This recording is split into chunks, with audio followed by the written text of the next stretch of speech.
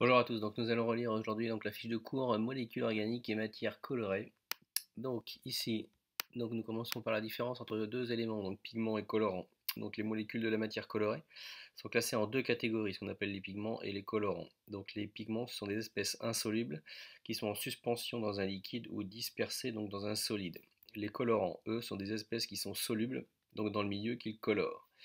Les pigments et les colorants peuvent être naturels ou synthétiques. Donc naturels extraits de la nature ou synthétiques, donc synthétisés ou fabriqués par l'homme. Donc on peut majoritairement synthétiser des colorants. Et donc la synthèse d'une molécule se déroule généralement en trois étapes. Donc il y a la première étape une transformation, donc déclenchée par la mise en présence des réactifs. Enfin ensuite vous avez donc une étape de traitement qui consiste à isoler et à purifier l'espèce synthétisée. Donc pour l'isoler par exemple du milieu réactionnel dans lequel il y a donc les réactifs en excès, peut-être un catalyseur et plein d'autres espèces, et le purifier puisque généralement une fois qu'on l'a isolé, donc il y a toujours des espèces impures qui ne correspondent pas à l'espèce synthétisée. Donc l'étape de purification permet d'éliminer ces impuretés. Et enfin, il faut toujours vérifier donc on a bien synthétisé l'espèce voulue, donc c'est pour ça qu'il y a toujours une étape d'identification. Donc pour le paragraphe extraction et identification. Donc on vous dit si l'espèce à extraire existe dans la nature, on l'extrait simplement par diverses techniques que sont le pressage, les infusions, les macérations, etc. Dans le cas où l'espèce est issue d'une transformation chimique, donc elle doit être extraite du milieu réactionnel grâce à un traitement. Parmi ces étapes, on trouve donc la filtration. Donc si vous voulez séparer une phase solide d'une phase liquide et vous éliminez des espèces solides, vous commencez par une filtration. Ensuite, l'extraction liquide-liquide. Dans ce cas-là, l'espèce organique dissoute est transférée dans un solvant extracteur où elle est plus soluble. Donc ça c'est quelque chose qu'on a déjà vu en seconde. Donc généralement le choix du solvant ici se fait pour que l'espèce organique soit plus soluble que dans le solvant ou dans lequel elle était dans la réaction. Et il faut bien sûr que ce solvant extracteur soit aussi non miscible à celui du milieu réactionnel pour qu'il y ait une séparation possible. Ensuite, l'identification peut se faire grâce à une chromatographie sur couche mince, CCM en abréviation, ou par la mesure d'une température de changement d'état. Donc, par exemple, en TP, nous, on a pu voir que la température de changement d'état, la température de fusion, pouvait être mesurée grâce à un Born-Koffler.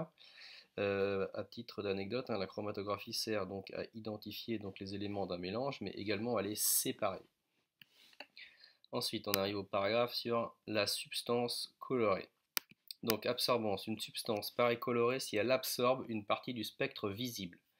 Donc le spectrophotomètre permet de mesurer l'absorbance d'une solution et d'obtenir le spectre d'absorption. Donc concrètement, si dans un exercice on vous demande si une espèce est colorée et qu'on vous donne le spectre, si donc dans le spectre d'absorption vous voyez une courbe qui absorbe dans le visible donc entre 400 et 750 nanomètres, dans ce cas-là vous pouvez affirmer que le composé sera coloré. Donc par exemple ici vous avez un spectre d'absorption d'une solution aqueuse de sulfate de cuivre.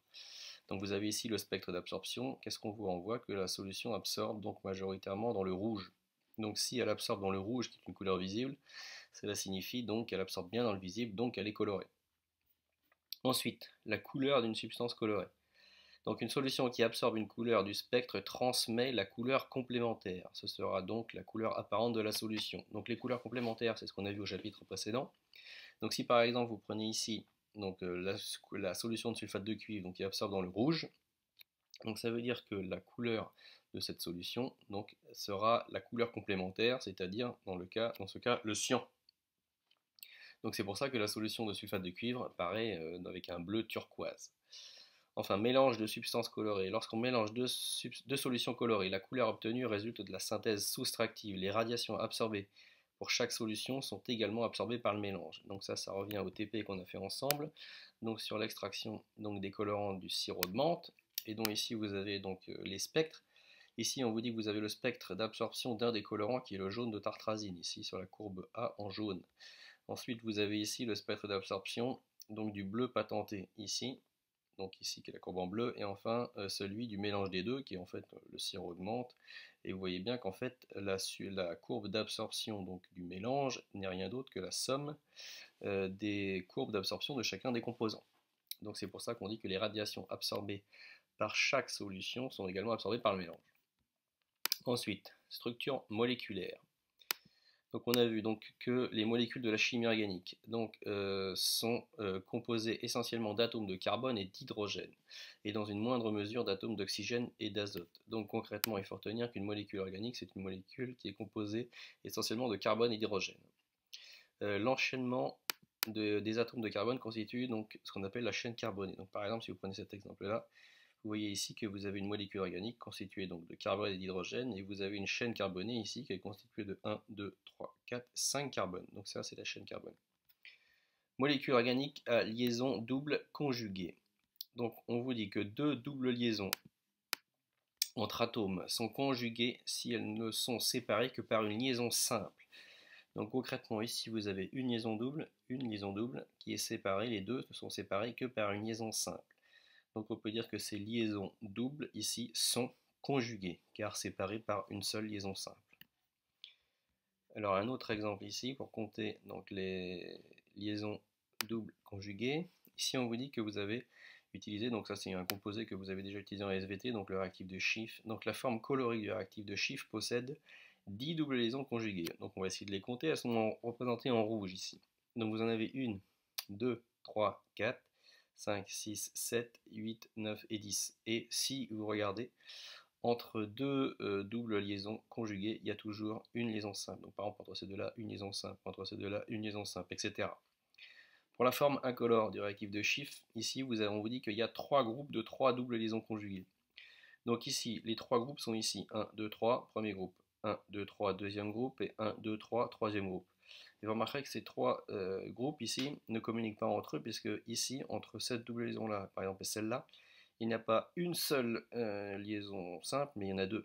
Donc ça veut dire que dans ce cas-là, celle-là et celle-là ne sont pas conjuguées. Alors que ces groupes ici sont conjugués, puisqu'entre celle-là et celle-là, il n'y a bien qu'une seule liaison simple. Donc c'est pour ça que le nombre de liaisons doubles conjuguées est très très important donc dans le fait qu'une molécule soit colorée, et généralement on a vu dans les activités qu'au-delà de 8, généralement le composé était le plus souvent coloré. Ensuite, on arrive au rôle des groupes caractéristiques. Donc la présence de groupes caractéristiques donc dans une molécule colorée peut provoquer un accroissement de l'intensité de la couleur du matériau ou une modification de sa couleur. Donc ici, par exemple, vous avez donc une molécule qui s'appelle l'anthraquinone, donc qui est de couleur jaune clair. Donc elle a des liaisons qui sont ici conjuguées, 1, 2, 3, 4, puisque celle-là entre là il y a une liaison simple, 4, 5, 6, 7 et 8. Donc 8, elle est donc colorée. Si vous rajoutez des groupes caractéristiques ici, donc deux groupes hydroxyle OH, vous voyez que c'est la même base de molécules, donc la base de l'anthraquinone, sur laquelle ici on ajoute deux groupes caractéristiques hydroxyle OH, donc dans ce cas-là elle porte plus le même nom, elle s'appelle l'alizarine, et dans ce cas-là vous voyez que la présence de ces groupes caractéristiques fait que la molécule dans ce cas-là donc est ici rouge, alors qu'elle a le même nombre de liaisons, de doubles liaisons conjuguées.